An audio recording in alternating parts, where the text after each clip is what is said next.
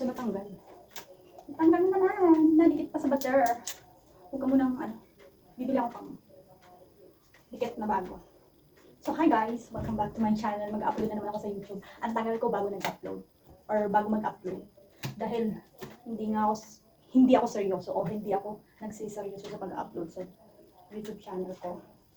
Bali, taon na ito, hindi monetize dahil ang tamad ko nga. So, welcome back. Hopefully, this year, itutuloy-tuloy ko na yung pag-vlog ko. Tinanggal ko na to. So, kasi ako magsalita eh. Yung, kung ano maisipan ko yun lang, parang, ewan lang. And then, kung ano maisipan ko i-vlog, yun lang. Pagsinipag lang ako. So, ngayong taon na to ay tuloy-tuloy na to at ma-monetize na rin tayo sa pag-vlog.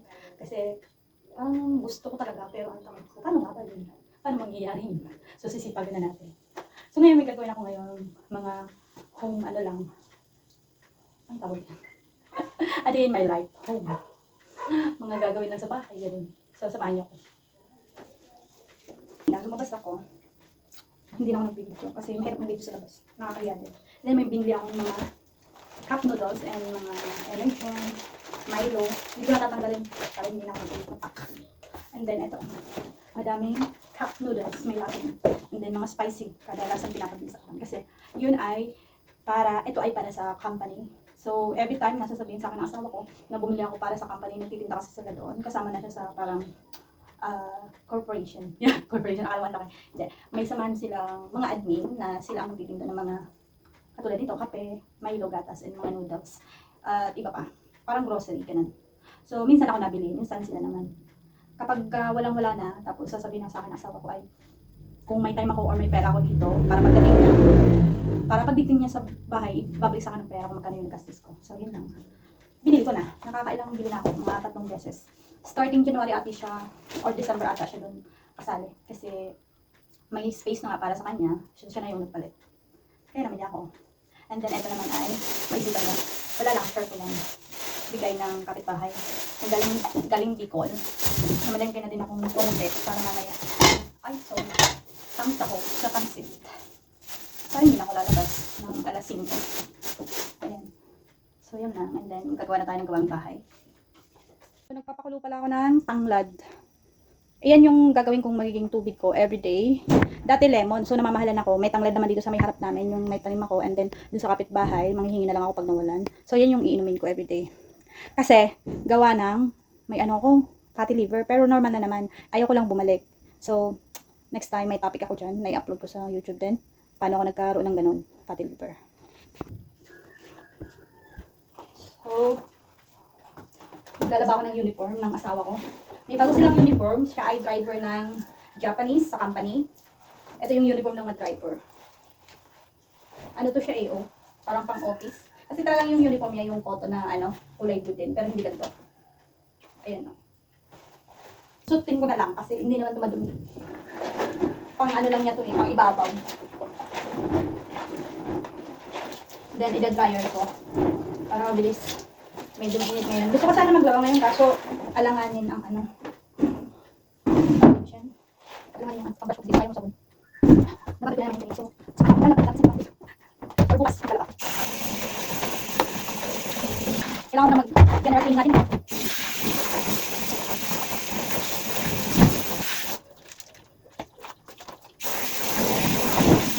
Pakita ko lang to. Konti na lang yung mga paninda ko. Hindi na ako nagdadagdag masyado. Kasi, alam mo naman, mahirap na. Baka may matira dyan. Aalis ako eh. Aalis ako ng bahay. So, malalaman nyo yun pag in-upload ko na ang aking video pag nakaalis na ako. Dati. So, tinanggal ko na. Kasi, medyo masikip. Nakyat ko na. Ginawa ko ng lagayan ng damit ng anak ko. So, ayan na lang natira sa akin. Kunti na naman. Hindi naman masyado mabenta dito eh. Kasi, pinakadulo kami. And then, yung mga bahay dito, laging wala ang mga tao. So, maglilinis muna tayo ngayon. Ang dami ko labahan, tignan nyo. Ang dami ko ding hugasan. Maghugas ako. Hugas muna tayo para malinis.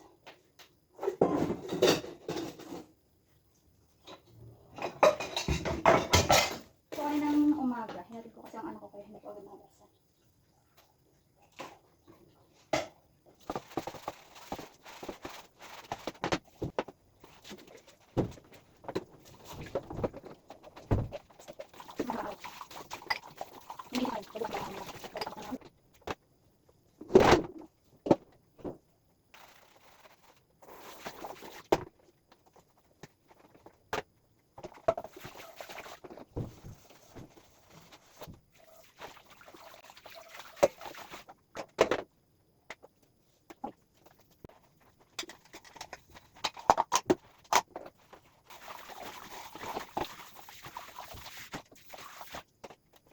Nauna siya, kaya natin, nagtawin, maging water siya. Inumin.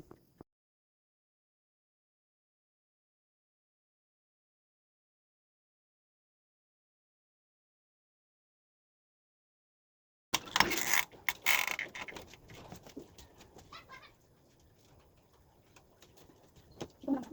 Mahal dito. Sige.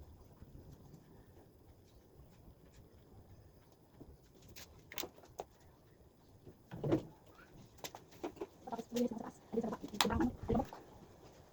May in-order akong pintura para sa sampayan ko. Kasi yung nabili ko sa Shopee na sampayan ay bakal yun. So, kailangan natin pinturahan para hindi magkalawang. Ay, baliktad pala. Ito siya.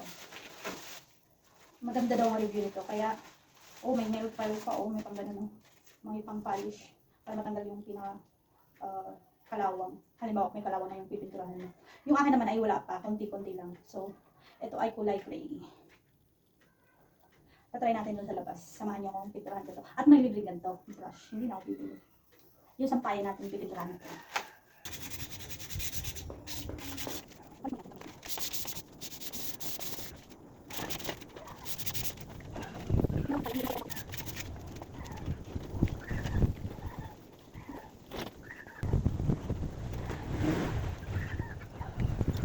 Shopee. Oops. Matutumba tayo.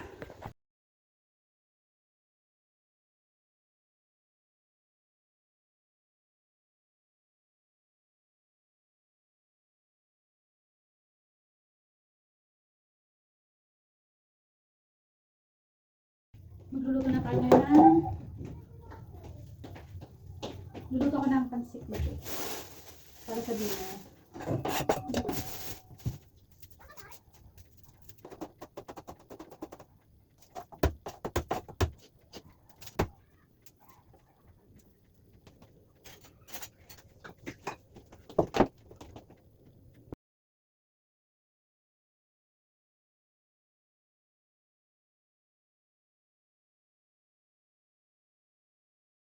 Luto na tayo ng pansit ba ito? Anong natin yan? Lagay muna natin itong baboy. Ito-toasted natin. Wala pa man sa yan. Papamantika natin. May konting taba.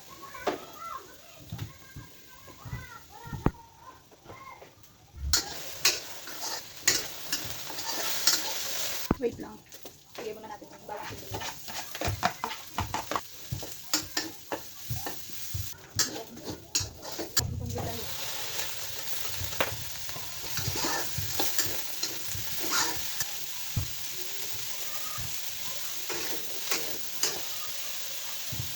Oyster sauce. Hindi natin sa bowl. Nilagang baboy ito. Para hindi makunog.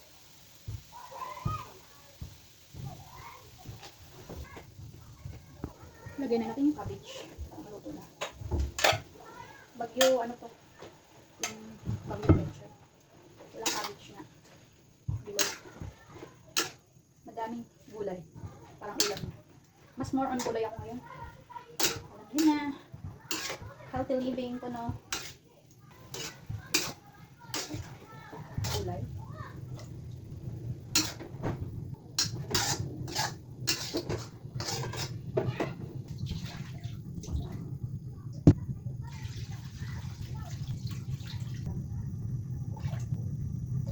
Maalat.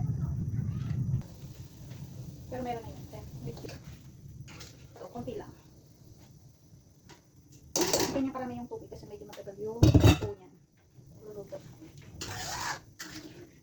Yan kulo na. Tinaantay na lang natin. Mag-iga yan and then luto na. Lalagay na natin yung after ng maiga, lalagay na natin yung pinakagulay. Sahog. Bicol. May bigay na naman sa akin. Pansit bato. Ayan ko na siya.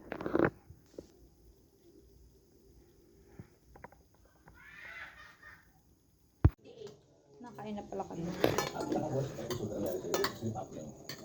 Yung na, hindi ko gusto ng laka. Tubig na lang. More gulay. Ubus na nga eh. Meron pa rin sa ituwali. Ubus na yung kinain ko sa amin. Kain tayo. Oo, nagbibideo ko eh. Ang papa mo nakain tapos naggaganyan.